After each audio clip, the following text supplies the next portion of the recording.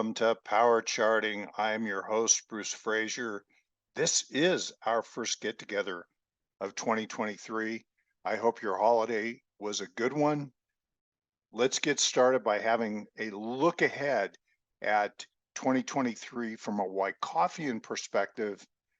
But first, let me tell you about another program that you absolutely need to watch, and that is Martin Pring's Market Roundup. This is an annual event, a celebration. Martin is incredible. He does a secular and cyclic outlook at the equity markets and adjusts for inflation, other conditions. It's a tremendous perspective. It's a must watch. This is now available on demand. You can watch it at stockcharts.com YouTube site or at ifta.org. It should be posted there shortly. So be sure to check that out. Let's start with the decennial pattern. It served us so well in 2022, and I'll tell you why. Here we can see in the yellow shaded area right here that this the 1 year of the decade, so 2021, there was a top put in. You can see structurally that there's a distributional type structure in this average of many years of the decennial pattern averaged all together, and then a decline. And this is really the worst decline of the 10-year period on average. And we know that decennials, the actual market can vary greatly from this, but it's eerie how well it works. In many, many cases, and it seems to be working now. So let's have a look at 2022. You can see here that the low gets put in the decennial sometime in the third quarter, early third quarter of 2023 or 2022. And that's in fact what we had towards the end of the quarter. Actually, that can happen. And then note that there's sort of a structural accumulation that seems to take place in the second year. And then in the third year, we have an uptrend of sorts, the beginning of a markup out of this accumulation area. And this markup has a good bias. It's not the most dynamic year of the decade, but it's upward. So let's keep that in mind. In the second half of the year, you can see there that there's a bit of a trading range which resolves itself at the end of the year. Now, we are going to look at some additional studies regarding this, but also let me point out that in this decade, the 0 year was the presidential election year. This is important. We'll come back to that in the next slide. And that we are currently in the 23 year in a pre-election year. And that also might be helpful to us as we look ahead to how the year could unfold. Let's look at the last 3 decades or the start of those decades, where in the 0 year was the presidential election year, followed by what we had as a low in the second year of the decennial. Here, so I have them numbered here in 1960. I think there's a family resemblance of sorts in 1960, but note that in each of these cases, the incumbent party loses the election, is removed from office by the other party. And that is certainly the case in 2020.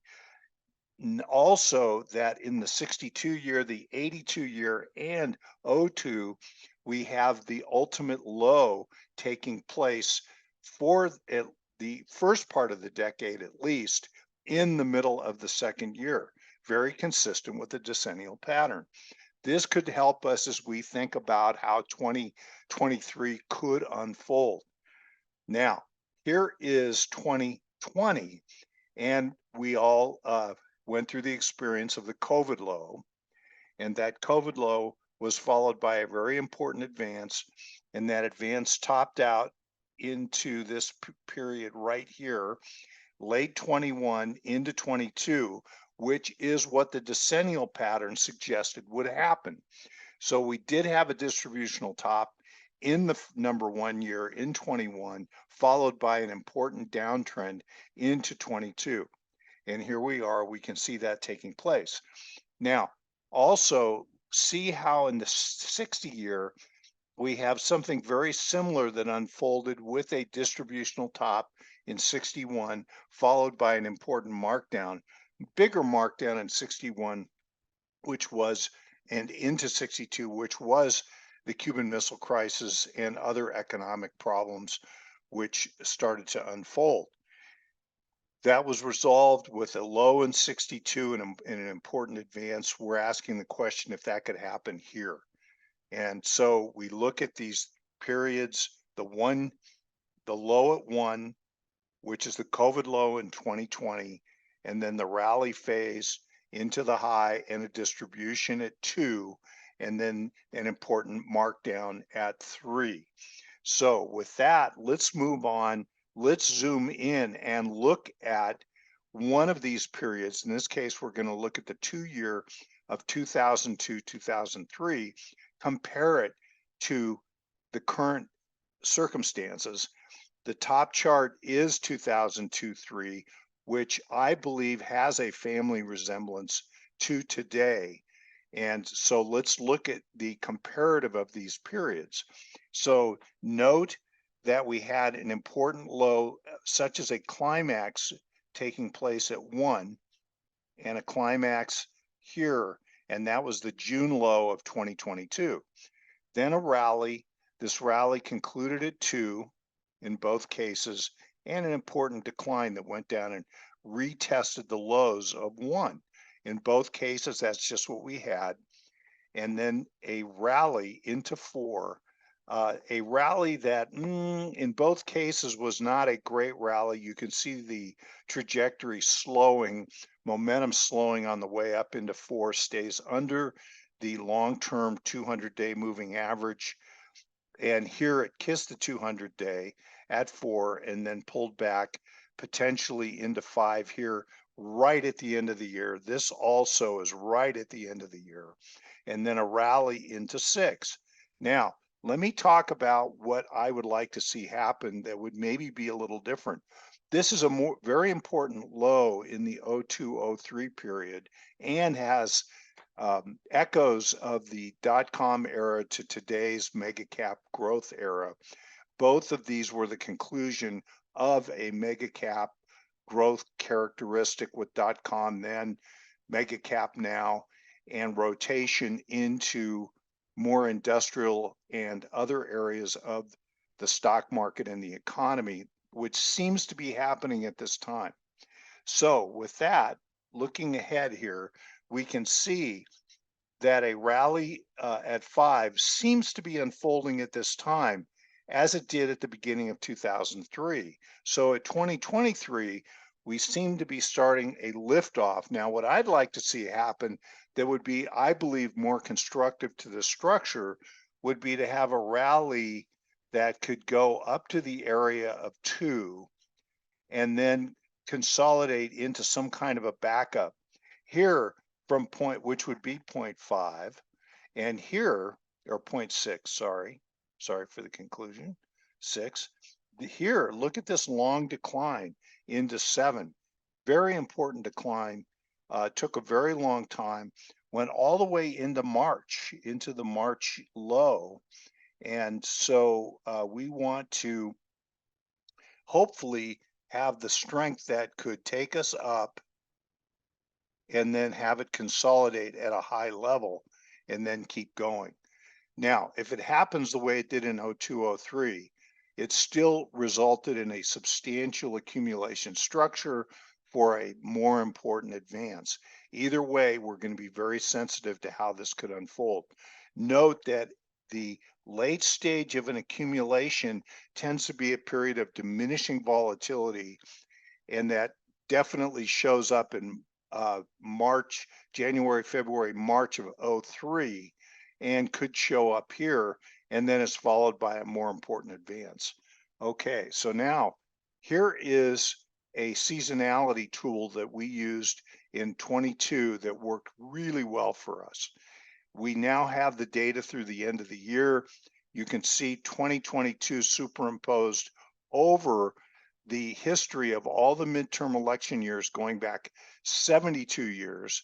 And it was remarkable how well the seasonality tool worked to guide us through the year, because you can see that the lows and the highs, here's a high, here's a low, here's a low, here's a high, here's a lower low. Note that both the seasonality tool and what actually happened in the S&P was a spring here, and this spring, which came right at the end of September, that very important spring resulted in an advance, and that advance in this case deviated once we got into December, where the seasonality tool kept going up and the S&P went down in December and had a pullback one last time. Hopefully, maybe not. I'm trying to be bullish here, especially because so much of Wall Street is so bearish at this time. Let's look ahead now to the year ahead. Here's seasonality for all years going back 73 years. And note that in this case, you have an upward bias for the year, all years. And of course, we can have tremendous deviation from that. We saw that occurring in 2022, where it was a down year. But now let's go back and look, as we did with midterm election years, let's go ahead and look at the pre-election year, which in this case is 2023, with a 2024 presidential election. And note that in this case, you have an upward bias to the market in this pre-election year from the beginning of January into the end of April. And this sets up a good first third of the year advance upward and with persistency month after month after month. Here are the average returns for each of the first 4 months of 2023. Then a consolidation of sorts, continuation upward, and then a pause in the middle third of the year from the end of June, middle of June, into the middle of September. That looks like a reaccumulation structure with a spring at the end, and then a rally upward into the end of the 2023 pre-election year. So that could be a roadmap for us as we look forward, and we will definitely keep an eye on this.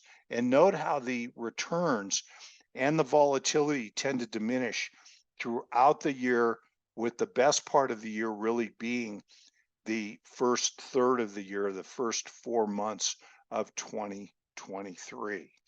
And with that, let's go on, keeping in mind that that seasonality tool there very much correlated with our decennial picture of the third year, where we had an upward stride at the beginning of the third year and then a consolidation. So the decennial and the pre-election year seasonality tend to support each other.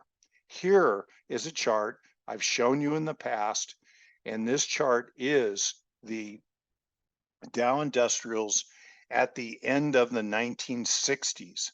And we are comparing that to the present because we had at that time, and I'm going to go ahead and just mark this chart up with these key indicators.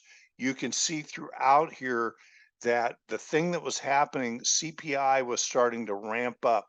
Low, stable CPI in the 60s, early 60s, very supportive to higher growth stock prices. So growth was really the theme of the 50s into the 60s, as is the case, or was the case, in the growth stocks in the last decade, around 2011 to 2020, in the growth stock area, the mega caps and so on. Then we had the very important COVID decline here in the 2020 period. And you can see that we correlate this with the 62 low. Note the high correlation to the way that both these markets declined.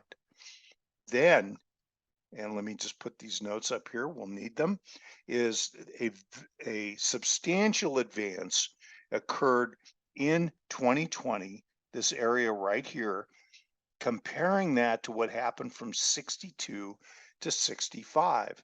And that was a very persistent advance, a very, very strong upward bias to the market, which concluded with a distribution and a more important pullback, which occurred into 1966. Now, the Dow went down 26.5% in that period. The S&P so far has gone down 25%. And this pullback in 22, with the Dow down 21.5 and the NDX down a larger 36%. So I am of the mind that the higher inflation rates that we are getting here, as was the case in the 60s, means that we're going to get a different kind of a stock market going forward. It's going to be more akin to what we saw happen in the late 60s through the 70s, which was a substantially large trading range. Watch Martin Pring. He has some tremendous secular and cyclic views on the effects of inflation on stock prices. So please check that out in addition to what we're talking about here. So I think that what we may be looking at is, in this case, you can see that there's a good rally that occurs up into this 1968. Well, keep in mind that this return to this level here was a presidential election year. This is when Nixon was elected to his first term. So there was an upward bias from 66 to 68, and that upward bias, which is consistent with what happened what happened in 66 to 68, could very well be what we could see going forward from here, 2023, 2024. Then after the Nixon election, there was an important decline into 70, and then another important advance into 72, which was Nixon's reelection. So I don't think that the future market is going to behave just the way we see here. I believe the look will be different, but I think that large cyclic trading range type structures are very much the potential of our future. And this is not a bad news for Wyckoffians because of the beautiful accumulation and distribution structures and the trending characteristics that we as Wyckoffians really train ourselves to participate in. So we will talk more about this as we go forward in time. And here, you've seen this chart many, many times. I'm going pretty fast. Believe me, what I don't get done today, we are going to do next week, and then we are going to get into the rotation of industry groups, sectors, stocks, because there are so many that look so compelling right now. And this is into the face of some pretty pessimistic views from Wall Street at this time. I don't know why the market would go up. I see interest rates are quite high, and the Fed is raising them at a rapid rate. I just follow the market. Now, having said that, I want to point out here that the market still very much is in a downtrend. And we see that this trend, which was defined by these 2 points here, a touch here, a touch here, and then the oversold line with throw unders and oversold conditions here and here, that there is a downward stride to the market. We are going to talk about what needs to happen going forward, but I will tell you this: there are some very important overhead resistance levels that need to be exceeded or reached to be able to say that we have changed the character of the market from a downtrend at least into a trading range. We as Wyckoffians are very much focused on being in the moment and having the market tell us where it wants to go. We don't try to impose our view on the market. And at this time, you can see that the In this case, the S&P 500 is down to the support that was set in May, right here. And that there is overhead resistance at the downtrend line, which is so important, the 200-day moving average, which is so important, and then these resistance areas as defined by this low and by this high. We must see, really, to be able to make the case for continuation of accumulation, not even an uptrend yet, just accumulation, a rally that gets through these two resistance areas, trend line and 200, and then through this level and through this level, which we would call a sign of strength, and then a pullback, a backing up action that would tell us that the market is absorbing stock, tired of going down. It goes down reluctantly. That is called a backup. Now, these can occur in different ways. It might be that we get something deeper, which would be an LPS, last point of support. Either way, we're looking for the completion of accumulation, as was the case in '02 and '03. So let's keep this in mind. And let me bring up to date. Let's clean up that chart. Now that chart is my working chart. It's the chart with my notations on it, which I share with you so that you can study it and see my thinking, understand my Wyckoffian orientation towards analyzing these charts. And you may have a different view. I encourage that. But let me now give you a view of this structure that we have that's potentially accumulation from a Wyckoffian perspective, and we'll probably close on this. And I have a point and figure chart to show you right after that, and I'll try to get that in also. But here's preliminary support, which occurred in May, a low followed by a sharp advance, which immediately was followed by a more important decline, which has the attributes of a selling climax. Look at the gaps in this decline into the mid-June low, which was the end of the quarter, so mid-year. And that proved to be a form of support where the preliminary support low is, because you can draw a line across here and notice how this area, which let's just call that last point of support for the moment. Preliminary support equals last point of support, potentially. And we know that we have to get a rally phase going out here that can get us above these very important levels, get us into this higher resistance before it pulls back. Then we have an upthrusting action that takes out this high right here, followed by a very important decline into September, October, another quarter end low. So we can see the footprints of the institutions through this whole period. Then a rally, and I would describe this rally as not very good. The rally comes on diminishing volume and also has a lot of overlap, not dynamic by any stretch of the imagination, and then has a pullback as it goes to the 200 downtrend line, pulls back, but note, it does not pull back, at least so far, all the way to this lower oversold trend channel line. And we will watch for that. It still could do that. But if it can keep going up here and show us that it wants to continue accumulation. Now, let me make an important point. If this is stopping action at a selling climax, that would be what we would call phase A. And then phase B is the entire structure all the way across here, which is where trading takes place, where the public and small institutions and less capable of institutions distribute or divulge their stock to the composite operator type people in the market, which are very smart, very cunning, very good at what they do. They're just following best practices. Cunning's the wrong term. They're just really skilled at what they do. And they're picking up stock. They're trying to pick it up in the bottom half of the structure. And that is what accumulation is all about.